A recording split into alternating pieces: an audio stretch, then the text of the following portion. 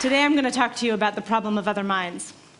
And the problem I'm going to talk to you about is not the familiar one from philosophy, which is, how can we know whether other people have minds? That is, maybe you have a mind, and everyone else is just a really convincing robot. So that's a problem in philosophy, but for today's purposes, I'm going to assume that many people in this audience have a mind, and that I don't have to worry about this. There's a second problem that's maybe even more familiar to us as parents and teachers and spouses and novelists, which is, why is it so hard to know what somebody else wants or believes? Or perhaps more relevantly, why is it so hard to change what somebody else wants or believes? I think novelists put this best, like Philip Roth, who said, "And yet, what are we to do about this terribly significant business of other people? So ill-equipped are we all to envision one another's interior workings and invisible aims." So as a teacher and as a spouse, this is of course a problem I confront every day, but as a scientist, I'm interested in a different problem of other minds, and that's the one I'm going to introduce to you today. And that problem is, how is it so easy to know other minds? So to start with an illustration, you need almost no information, one snapshot of a stranger, to guess what this woman is thinking or what this man is.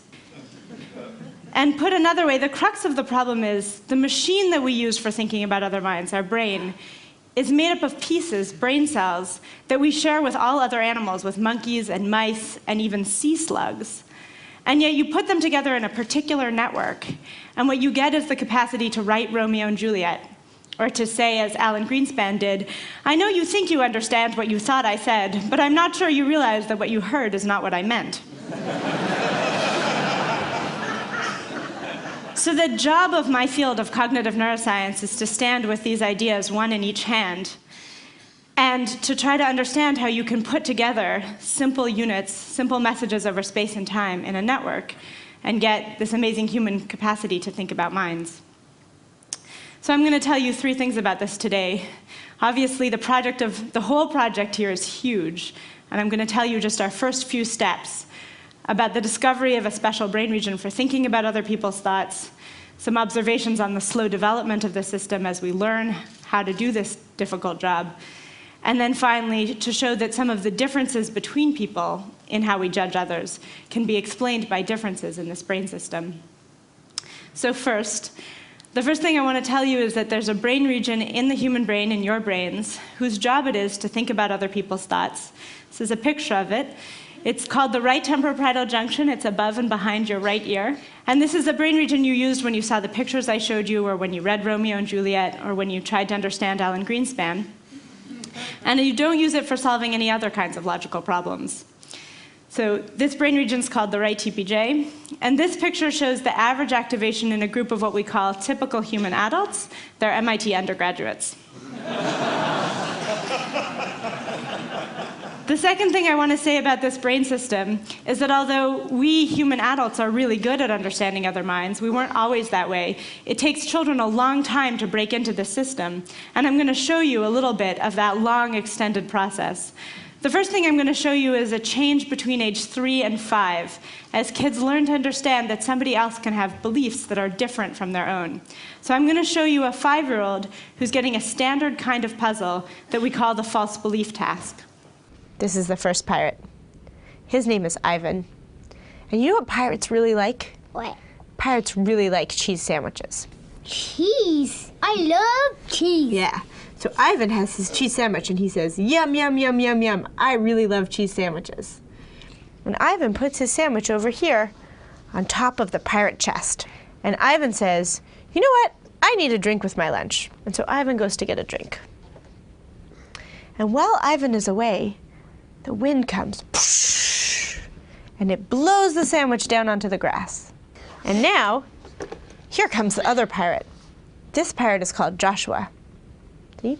And Joshua also really loves cheese sandwich. So Joshua has a cheese sandwich, and he says, "Yum, yum, yum, yum, yum. I love cheese sandwiches." And he puts his cheese sandwich over here on top of the pirate chest. So that one is his. That one's Joshua's. That's right. And then his went on the ground. Yeah. That's exactly right. Now, so he won't know which one is his. Oh, so now Joshua goes off to get a drink. So Ivan comes back and he says, "I want my cheese sandwich." So which one do you think Ivan's going to take? I think he was going to take that one. Yeah, you think he's going to take that one? All right, let's see. I told you. Oh, yeah, you were right. He took that one. So that's a 5-year-old who clearly understands that other people can have false beliefs and what the consequences are for their actions. Now I'm going to show you a 3-year-old who got the same puzzle. And Ivan says, I want my cheese sandwich. Which sandwich is he going to take? Do you think he's going to take that one? Let's see what happens. Let's see what he does. Here comes Ivan, and he says, I want my cheese sandwich. And he takes this one. Uh-oh. Why'd he take that one? His was on the wrap. Oh. So the 3-year-old does 2 things differently. First, he predicts Ivan will take the sandwich that's really his. And second, when he sees Ivan taking the sandwich where he left his, where we would say he's taking that one because he thinks it's his, the 3-year-old comes up with another explanation. He's not taking his own sandwich because he doesn't want it because now it's dirty on the ground. So that's why he's taking the other sandwich. Now, of course, development doesn't end at 5, and we can see the continuation of this process of learning to think about other people's thoughts by upping the ante and asking children now not for an action prediction, but for a moral judgment. So first I'm going to show you the 3-year-old again. Now, is Ivan being mean and naughty for taking Joshua's sandwich? Yeah. Yeah. Should Ivan get in trouble for taking Joshua's sandwich? Yeah. So it's maybe not surprising he thinks it was mean of Ivan to take the Joshua sandwich, since he thinks Ivan only took Joshua's sandwich to avoid having to eat his own dirty sandwich. But now I'm going to show you the 5-year-old. Remember, the 5-year-old completely understood why Ivan took Joshua's sandwich. Was Ivan being mean and naughty for taking Joshua's sandwich? Yeah. Yeah. And so it's not until age 7 that we get what looks more like an adult response. Should Ivan get in trouble for taking Joshua's sandwich? No, because the wind should get in trouble. He says the wind should get in trouble for switching the sandwiches. And now what we've started to do in my lab is to put children into the brain scanner and ask what's going on in their brain as they develop this ability to think about other people's thoughts. So the first thing is that in children we see the same brain region, the right TPJ, being used while children are thinking about other people. But it's not quite like the adult brain. So whereas in the adults, as I told you, this brain region is almost completely specialized. It does almost nothing else except for thinking about other people's thoughts. In children, it's much less so when they're age 5 to 8, the age range of the children I just showed you. And actually, if we even look at 8 to 11-year-olds getting into early adolescence, they still don't have quite an adult-like brain region. And so what we can see is that over the course of childhood and even into adolescence, both the cognitive system, our mind's ability to think about other minds, and the brain system that supports it are continuing slowly to develop. But of course, as you're probably aware, even in adulthood, people differ from one another in how good they are at thinking of other minds, how often they do it, and how accurately. And so what we wanted to know was, could differences among adults in how they think about other people's thoughts be explained in terms of differences in this brain region? So the first thing that we did is we gave adults a version of the pirate problem that we gave to the kids, and I'm going to give that to you now. So Grace and her friend are on a tour of a chemical factory, and they take a break for coffee, and Grace's friend asks for some sugar in her coffee. Grace goes to make the coffee and finds by the coffee a pot containing a white powder, which is sugar. But the powder is labeled deadly poison. So Grace thinks that the powder is a deadly poison, and she puts it in her friend's coffee. And her friend drinks the coffee and is fine. How many people think it was morally permissible for Grace to put the powder in the coffee? Okay, good. So we ask people, how much should Grace be blamed in this case, which we call a failed attempt to harm? And we can compare that to another case where everything in the real world is the same. The powder is still sugar. But what's different is what Grace thinks. Now she thinks the powder is sugar. And perhaps unsurprisingly, if Grace thinks the powder is sugar and puts it in her friend's coffee, people say she deserves no blame at all. Whereas if she thinks the powder was poison, even though it's really sugar, now people say she deserves a lot of blame, even though what happened in the real world was exactly the same. And in fact, they say she deserves more blame, in this case, the failed attempt to harm, than in another case, which we call an accident, where Grace thought the powder was sugar because it was labeled sugar and by the coffee machine, but actually the powder was poison. So even though when the powder was poison, the friend drank the coffee and died, People say Grace deserves less blame in that case, when she innocently thought it was sugar, than in the other case where she thought it was poison and no harm occurred. People, though, disagree a little bit about exactly how much blame Grace should get in the accident case. Some people think she should deserve more blame and other people less. And what I'm going to show you is what happened when we look inside the brains of people while they're making that judgment. So what I'm showing you from left to right is how much activity there was in this brain region, and from top to bottom, how much blame people said that Grace deserved. And what you can see is on the left, when there was very little activity in this brain region, people paid little attention to her innocent belief and said she deserved a lot of blame for the accident. Whereas on the right, where there was a lot of activity, people paid a lot more attention to her innocent belief and said she deserved a lot less blame for causing the accident. So that's good, but of course, what we'd rather is have a way to interfere with function in this brain region and see if we could change people's moral judgment. And we do have such a tool. It's called transcranial magnetic stimulation, or TMS. This is a tool that lets us pass a magnetic pulse through somebody's skull into a small region of their brain and temporarily disorganize the function of the neurons in that region.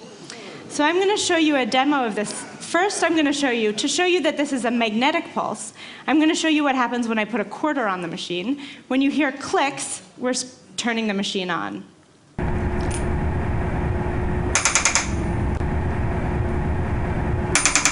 So now I'm going to apply that same pulse to my brain, to the part of my brain that controls my hand. So there's no physical force, just a magnetic pulse. Rebecca? Yep. Ready? Yep. Okay, so it causes a small, involuntary contraction of my hand by putting a magnetic pulse in my brain. And we can use that same pulse, now applied to the RTPJ, to ask if we can change people's moral judgments. So these are the judgments I showed you before, people's normal moral judgments. And then we can apply TMS to the RTPJ and ask how people's judgments change. And the first thing is people can still do this task overall. So their judgments of the case when everything was fine remain the same. They say she deserves no blame. But in the case of a failed attempt to harm, where Grace thought that it was poison, although it was really sugar, people now say it was more okay, she deserves less blame for putting the powder in the coffee. And in the case of the accident, where she thought that it was sugar, but it was really poison and so she caused a death, people say that it was less okay, she deserves more blame. So what I've told you today is that people come actually especially well equipped to think about other people's thoughts. We have a special brain system that lets us think about what other people are thinking.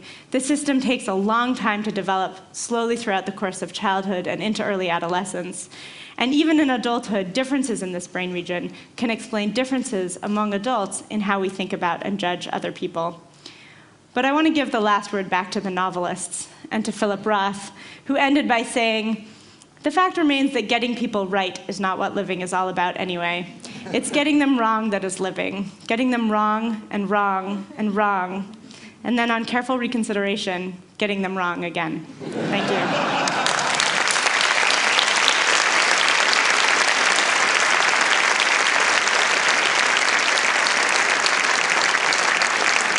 I have a question. I mean, when you start talking about using magnetic pulses to change people's moral judgments, that sounds alarming.